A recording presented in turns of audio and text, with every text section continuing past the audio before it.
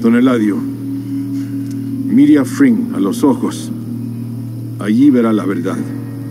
El pollero lo odia. Es nuestro enemigo. Él conspira en contra de nosotros. Yo exijo sangre por sangre. Hey, what is up? So for this video, I want to talk about the amazing scene that we saw in the previous episode of Season 6 of Better Call Saul entitled Fun and Games, of Gus Fring meeting with Don Eladio at his hacienda. And anyway, just to get right into this one, following Hector leveling some serious accusations against Gus Fring of him being the one who set up Tuco Salamanca, despite Hector being dead to rights accurate about this, his lack of proof, and Gus Fring's airtight alibi, with the help of actions by Tuco Salamanca himself, such as faking his own death, where the dental records even match. I discuss this plot more in depth in a previous video. And interesting, just as a quick side note here to get right into it, this callback to when Don Juan Bolsa stated that his brother checked the dental records and told him they matched. ¿Y acaso no los federales revisan los dientes? Así es, don Eladio. Mi hermano dice que el registro dental sí coincide. Is actually a callback to Season 3 of Breaking Bad in the episode entitled I See You, when Juan Bolsa is accidentally killed by the federales, where he states to Gus Fring that his brother is a police chief. I'll weather this, I always do. My brother's a police chief. I got connections. They'll get me through. But anyway, following Don Eladio taking the side of Gus Fring due to the lack of evidence of Hector Salamanca, he of course then offers to give Hector his bed as maybe a token of respect to his years of dedication to the cartel. Sé que vienes de lejos. Esta noche duermes en mi cama. No, insisto, no hay discusión. Te estoy dando mi cuarto. Está a gusto. Y quién sabe, a lo mejor unas de las chicas te visitarán.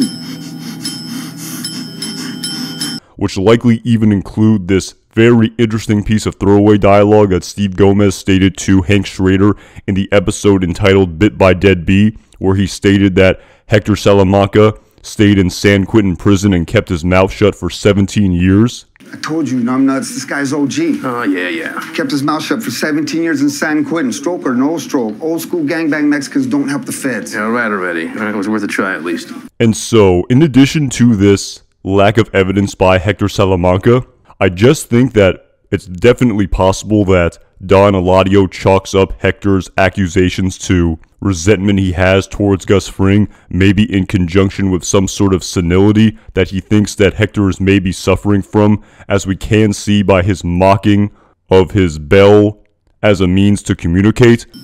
Te invitaría que te quedes también, Gustavo, pero no quiero que me arruine el desayuno con el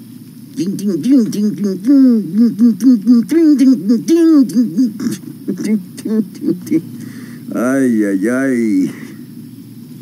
Which also likely explains why Hector Salamanca was not a part of the cartel in any serious capacity after this event in the plot of Breaking Bad, where despite his years of service to the cartel, if you will, following this accusation, Don Eladio no longer thinks it's viable for him to be a functioning member of the cartel, which is likely why he wasn't at key events such as the final meeting that went down at Don Eladio's hacienda. But anyway, to get back into the story, following Don Eladio stating to Gus Fring that peace must be kept between him and the Salamancas, he then dictates that the South Valley area of Albuquerque, as well as likely the southern border, would be Salamanca territory, and everything north of that would remain Gus Fring's territory.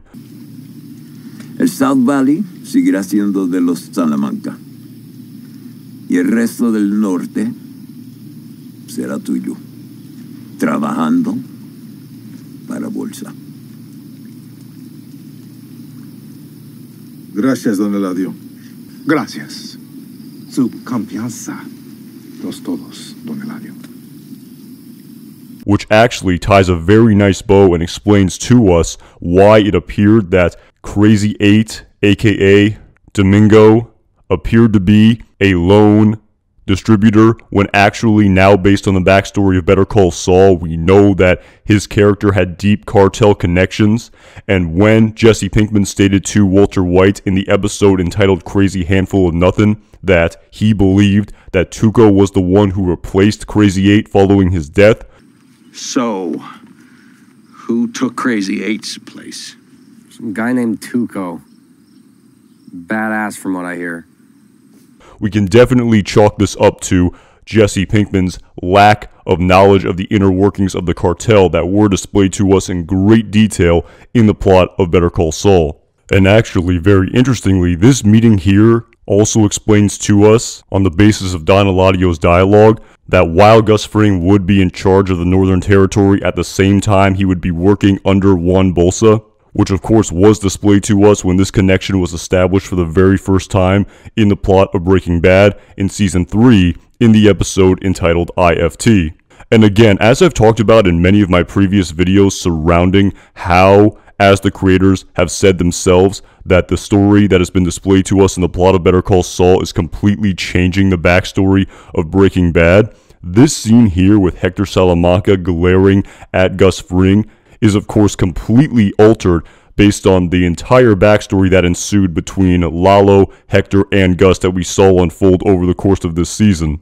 So this level of vitriol and absolute hatred that Hector has towards Gus in this scene is truly magnified tenfold following the conclusion to the storyline that was displayed to us during the scene at Don Eladio's hacienda. And again, just as another interesting side note here, during the scene prior to Hector meeting with Gus Fring, we can see Don Juan Bolsa paying Hector a lot of respect, which of course definitely seemed to explain to us why he appeared to be taken aback a little bit by Don Eladio mocking Hector Salamanca, where while he had to sort of go along and laugh at the boss's joke as a sign of respect, at the same time we can kind of see he was reluctant to do so, likely due to the amount of respect he has towards Hector and everything that he's been through as a member of the cartel.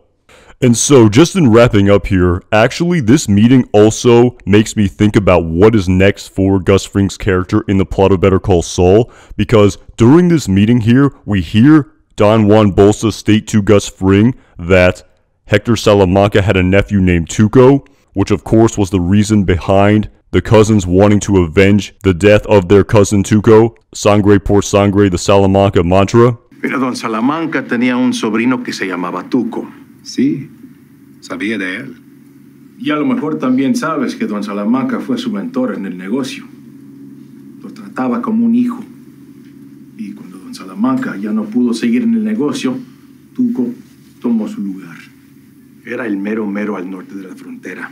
Este Heisenberg, Walter White, era uno de los proveedores locales de Tuco, hasta que traicionó a Tuco.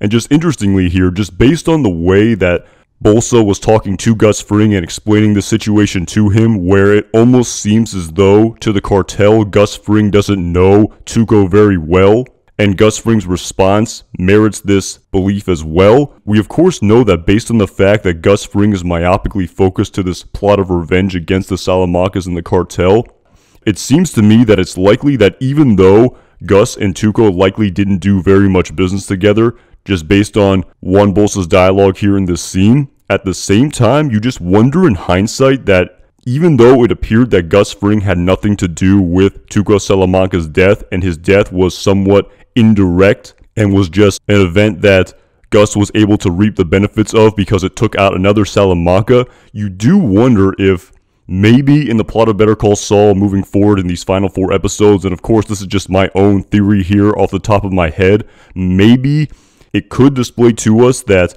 Gus Fring could have been pulling the strings a little bit in respect to Walter White working with Tuco Salamanca, maybe. Again, despite the fact that Walt and Jesse did not know who Gus Fring was, it's abundantly clear to us that Gus knew who Walter White was, as we can see by this flashback scene that occurred in Season 4 of Breaking Bad in the episode entitled Box Cutter, where we see Gail Bedecker test a blue meth sample that belonged to Walter White. Is that our competition? I'm sorry? It really is quite good. The purity, of course, I'm speaking of, speaking strictly in chemical terms. And I can't, as of yet, account for the blue color. But if that is our competition, we have our work cut out for us, so to speak. Of course, we know that this scene must have taken place in the timeline of Breaking Bad following Walter White and Jesse Pinkman switching to a P2P style cook, which thus changed their color of the meth that they cooked from white to blue. What is this shit? This is blue. We use a different chemical process, but it is every bit as pure. Maybe blue, but it's the bomb.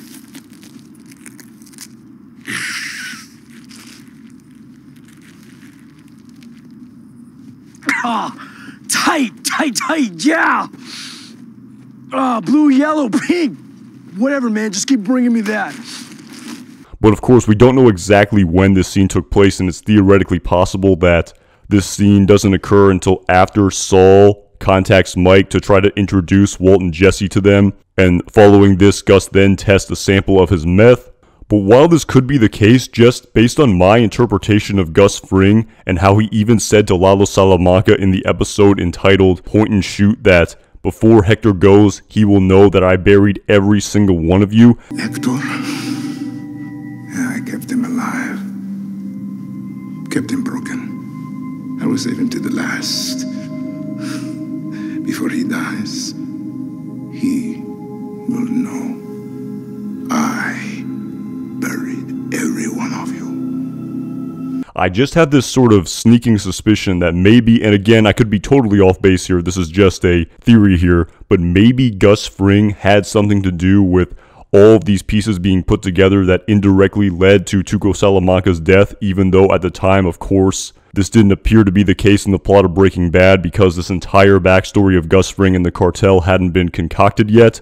But like I said, just based on the fact that we now know that Crazy 8 had these deep cartel connections that was unknown during season 1 of Breaking Bad based on the plot of Better Call Saul, I'm just curious to see what's in store for us in respect to Gus Fring and his revenge against the cartel in these final 4 episodes of season 6 of Better Call Saul that maybe, just maybe, could even incorporate a character like Tuco Salamanca re-emerging in the plot of this series on screen for the first time since season 2.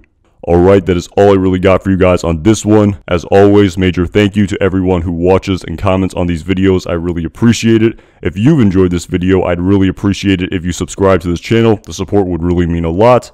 Additionally, if you're a fan of Better Call Saul and are looking forward to the next upcoming episode on Monday, definitely make sure to check out my live stream preview of this upcoming episode entitled Nippy. I will go live tomorrow night. More details to come in the community post tab tomorrow. And as always, my name is Anton Jackson. Thank you again so much for watching this video.